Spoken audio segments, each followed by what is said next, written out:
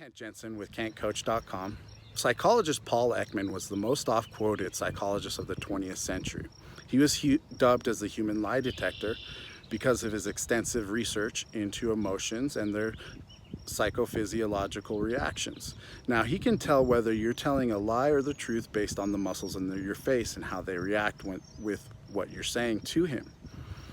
Now, he also studied different cultures, different races, different types of people, and he came across what he calls extraordinary people. And he said these extraordinary people all share 4 similar attributes.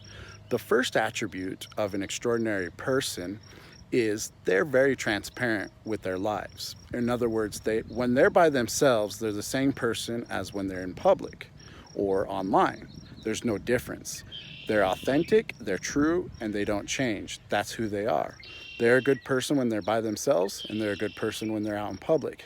There's no difference.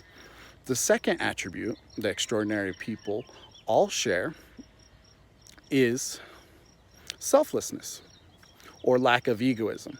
Now, in my opinion, this is the most rare thing in the human species. As children, we are socially conditioned to make our egos a part of how we feel. And so that's what is contingent self-worth. Our self-worth is contingent upon external factors. And this is the most common thing among humans ever. We emulate others, we imitate behavior. As young children, we learn that those who are different would be ostracized and outcast. So subconsciously, we learn to adapt, to avoid that type of displeasure by becoming like everyone else. And as we grow into adults, we don't realize it, but we are still doing that. We think we're special. That's the ego. The ego wants us to believe we're special. That's what everyone's taught as a kid. You're special. Now, the extraordinary people, they don't need that. They don't need to feel like they're special. They don't think they're special. They don't think that they are anything other than their strengths and their weaknesses. They are who they are. Like I said before, the first step when they're at home, it's the same as when they're out in public. Now, the third attribute that extraordinary people all possess is they have a presence. People love to be around them. People yearn for their energy and they want to partake of that. Now, where does that presence come from? It comes from the fourth attribute, which is attentiveness and concentration.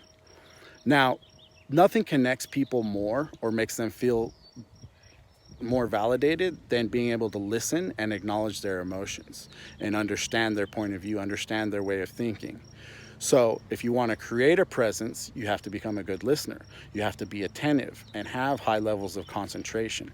Now, this is difficult as well because everyone who does, let's say, something that you're even passionate about, you find that your mind will start wandering to, what am I going to eat? What's this?